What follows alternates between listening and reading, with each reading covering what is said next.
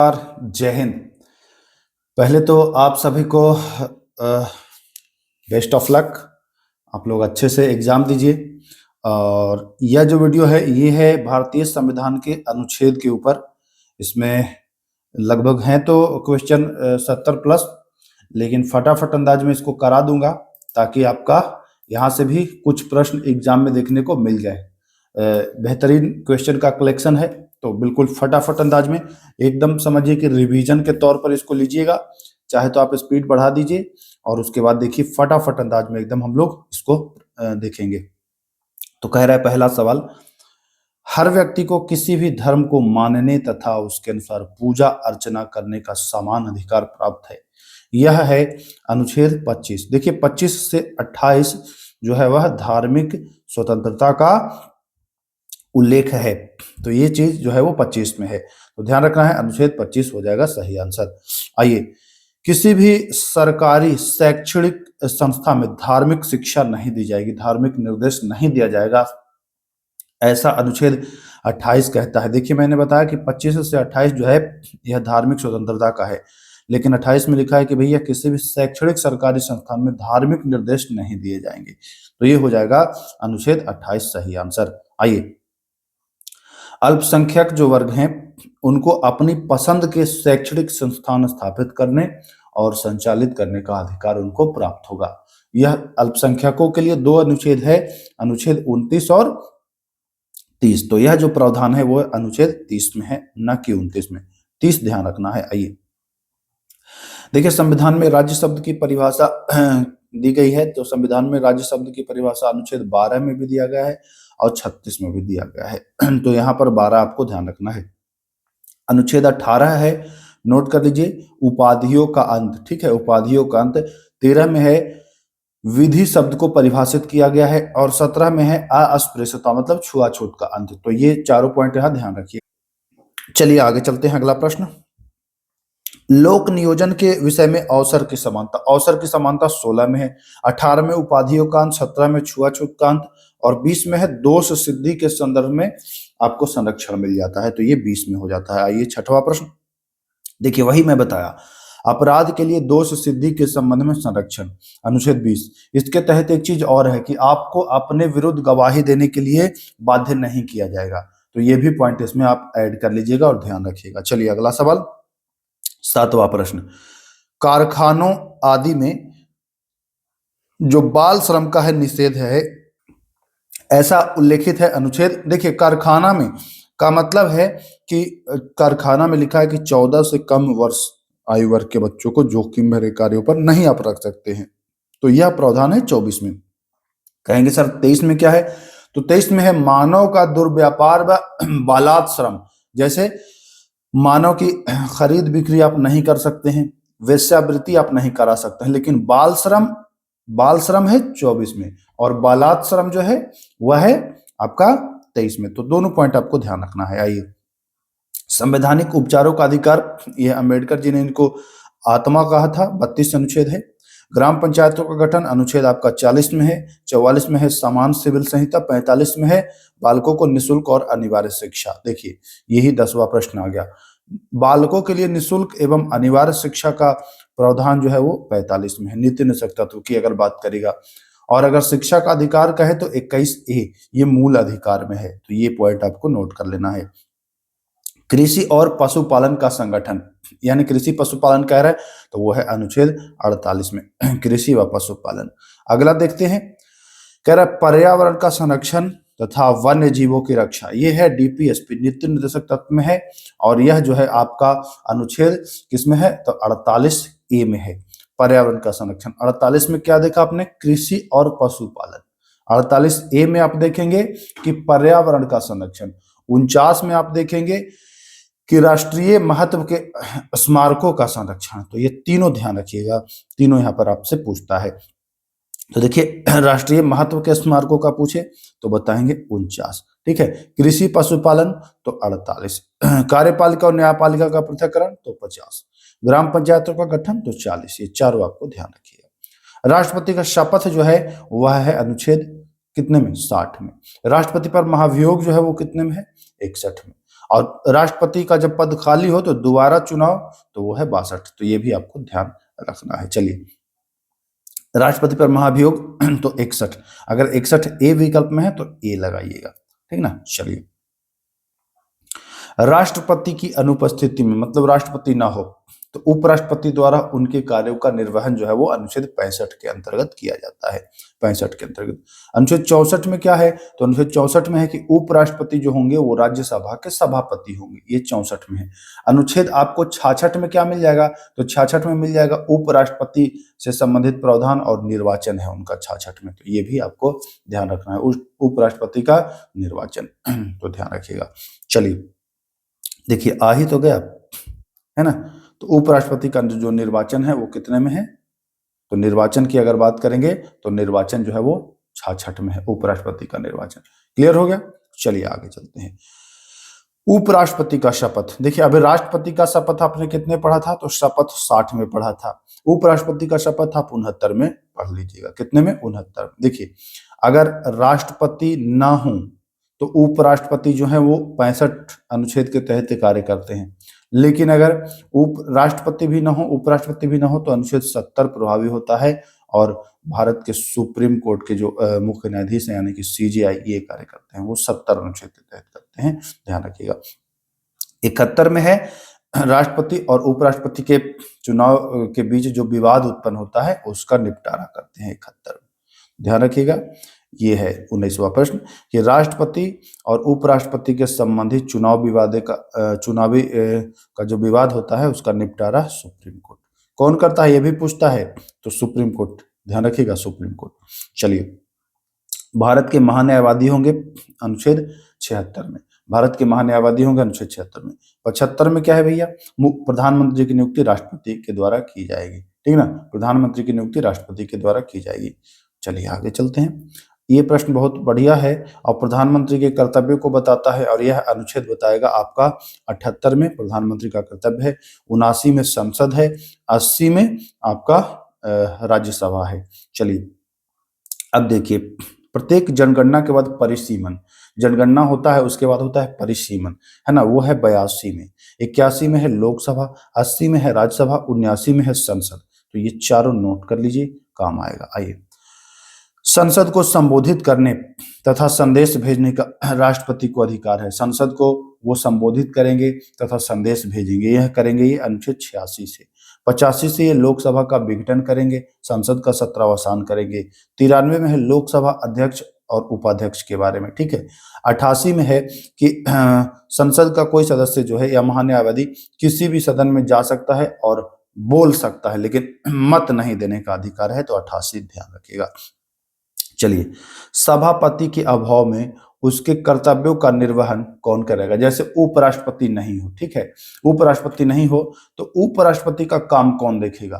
Question को समझिएगा, दो कंडीशन बनता है, एक तो जब राष्ट्रपति नहीं हो, ठीक है, जब राष्ट्रपति ना हो तो उपराष्ट्रपति देखते, ठीक, एक 65 अनुच्छेद के तहत देखते थे, लेकिन मैंने बताया कि राष्ट्रपति ना हो और उपराष्ट्रपति ना हो तो अनुच्छेद 70 के तहत मुख्य न्यायाधीश देखते हैं।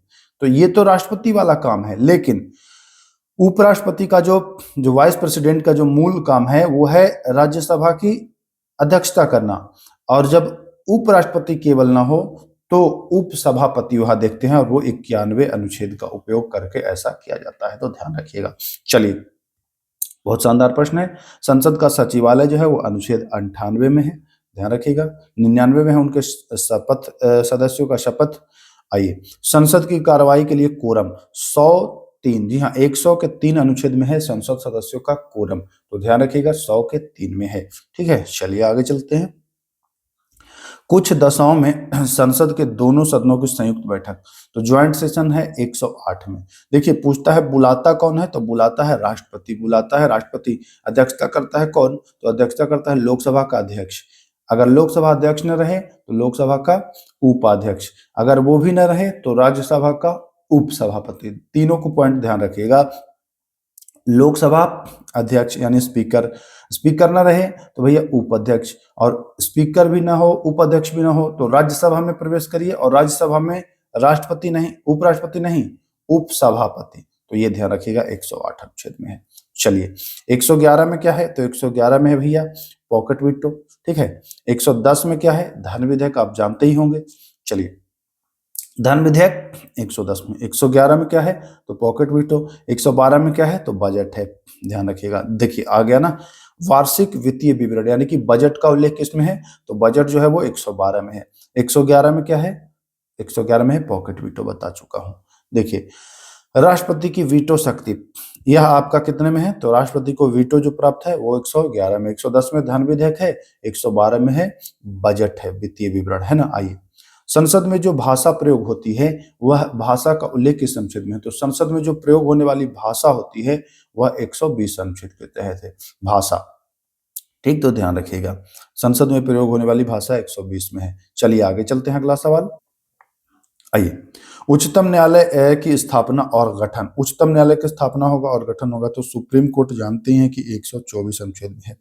123 में क्या है, तो 123 में है भैया राष्ट्रपति अध्यादेश जारी करेंगे, है ना। 122 में क्या है, और 121 और 122 दोनों ध्यान रखिए। 121 में है कि सुप्रीम कोर्ट के किसी भी न्यायाधीश के आचरण पर संसद में बहस नहीं होगा। 122 में है कि संसद सदस्यों के आचरण पर सुप्रीम कोर्ट में उस पर चर्चा नहीं होगी। तो दोनों है, ध्यान रखना है। कार्यवाहक मुख्य न्यायाधीश, जैसे मुख्य न्यायाधीश नहीं है तो अनुच्छेद 126 का प्रयोग करके कार्यवाहक न्यायाधीश की नियुक्ति कर सकते हैं। उच्चतम न्यायालय एक अभिलेख न्यायालय है और ये अभिलेख न्यायालय है, इसका साक्ष्य के रूप में प्रयोग किया जाएगा। 129 अनुच्छेद में यह प्रावधान किया गया है। तदर्थ न्यायाधीश की नियुक्ति, तदर्थ न्यायाधीश की नियुक्ति का उल्लेख 127 अनुच्छेद में है। नोट कर लीजिएगा, प्रश्न बहुत इंपॉर्टेंट है। सारे प्रश्न जिनका भी पहले शिफ्ट में हो एग्जाम, या पहला हो गया हो, दूसरे में जिनका हो, या फिर 21 को पहले में हो, तो बहुत इंपॉर्टेंट है ये। सीएजी भारत के नियंत्रक एवं महालेखा परीक्षक की नियुक्ति जो है वो किसमें है, तो यह है भैया 148 में सीएजी के बारे में इसका उल्लेख है, ठीक है। महान्यायवादी है 76 में, 85 में है लोकसभा का विघटन, और महाधिवक्ता जो है वो 165 में है। तो ध्यान रखिएगा। राज्यपाल की जो पद अवधि है वह किस अनुच्छेद में है, तो राज्यपाल की जो पद अवधि है वह है 156 में। तो ध्यान रखना है। आइए राज्यपाल द्वारा शपथ ग्रहण, राज्यपाल भी शपथ लेते हैं। देखिए हमने बताया था कि 60 में जो शपथ है वह किसका है, राष्ट्रपति का। 69 में जो शपथ है वह है उपराष्ट्रपति का, यानी कि वाइस प्रेसिडेंट का, और 159 में जो शपथ है वह है राज्यपाल का। तो तीनों का शपथ आपको एकदम कंठस्थ रखना है, याद रखना है। देखिए आइए अगला सवाल। राज्यपाल को क्षमादान देने की शक्ति, राज्यपाल देखिए क्षमादान राष्ट्रपति देते हैं अनुच्छेद 72 के तहत, लेकिन राज्यपाल देंगे वह देंगे अनुच्छेद 161 के तहत। तो ध्यान रखिएगा। आइए मुख्यमंत्री की नियुक्ति, तो मुख्यमंत्री की नियुक्ति 164 के तहत, महाधिवक्ता जो हो जाएगा वो 165 के तहत। 75 में क्या होता है, प्रधानमंत्री की नियुक्ति, जानते हैं आप, मंत्रिपरिषद वाला ना। आइए यानी कि मंत्रिपरिषद का अध्यक्ष प्रधानमंत्री होगा। आइए राज्य के महाधिवक्ता, राज्य का महाधिवक्ता, महान्यायवादी आपने 76 में पढ़ा था, महाधिवक्ता आप पढ़ लीजिएगा कितने में, तो 165 में। तो दोनों ध्यान रखना है, महान्यायवादी और महाधिवक्ता भी, ठीक है। चलिए आइए मुख्यमंत्री का कर्तव्य, देखिए प्रधानमंत्री का कर्तव्य आपने कितने में पढ़ा था, तो प्रधानमंत्री का कर्तव्य 78 में पढ़ा था, मुख्यमंत्री का कर्तव्य 167 में पढ़ लीजिए, मोस्ट इंपोर्टेंट है, ध्यान रखिएगा। चलिए राज्य विधानमंडल का गठन, विधानमंडल के गठन की बात करें तो विधानमंडल का आपको गठन करना है तो वो 168 अनुच्छेद के तहत, विधान परिषद का करना है तो 169 के तहत। तो ध्यान रखना है, यहाँ पर आप विधानमंडल कर रहे हैं तो विधानमंडल आप करेंगे 168 के तहत। चलिए आइए अगले सवाल। विधान परिषद के सृजन का प्रावधान जो है वो सृजन तथा अवसादन दोनों है 169 में ही। तो ध्यान रखिएगा विकल्प यहाँ पर डी सही हो जाएगा। आइए राज्यपाल के अभिभाषण, राज्यपाल के अभिभाषण का जो उल्लेख है वह किसमें है, तो वह है 176 में राज्यपाल का अभिभाषण, ध्यान रखिएगा। राज्यों के लिए धन विधेयक, अभी केंद्र के लिए धन विधेयक 110 में देखा था, राज्यों के लिए धन विधेयक आप देख लीजिए 199 में। 200 में क्या है कि राज्यपाल जो है वह राष्ट्रपति के लिए सुरक्षित किसी विधेयक को रख सकता है। चलिए आइए राज्य के लिए वार्षिक बजट, केंद्र के लिए बजट आपने पढ़ा था 112 में, राज्यों का बजट आप 202 में पढ़िएगा। केंद्र का बजट 112 में, राज्यों का बजट 202 में, ठीक है। चलिए विधानमंडल में जो भाषा प्रयोग होती है, देखिए राज्यों केंद्र के लिए जो भाषा था वो 120 में था, और अगर विधानमंडल की आप भाषा की बात करेंगे तो विधानमंडल में जो प्रयोग होगी भाषा वो हो जाएगा 210 में। तो ध्यान रखिएगा 210। 211 में क्या है और 212 में क्या है? 212 में वही आचरण पर एक 210 में जो 211 में जो मिलेगा वो हाई कोर्ट सुप्रीम कोर्ट के न्यायाधीश के आचरण पर चर्चा नहीं होगी विधानमंडल में, और 212 में जो होगा वह विधानमंडल के सदस्यों पर वहां हाई कोर्ट में चर्चा नहीं होगी उनके आचरण पर। ध्यान रखिएगा। राज्यपाल द्वारा जारी अध्यादेश तो 213 में, और राष्ट्रपति जो अध्यादेश जारी करते हैं वो 123 में करते हैं। तो दोनों पॉइंट आपको नोट कर लेना है। चलिए आगे चलते हैं। 50वां प्रश्न। जितने भी प्रश्न करा रहा हूं शानदार शानदार प्रश्न है, एकदम ध्यान रखिएगा।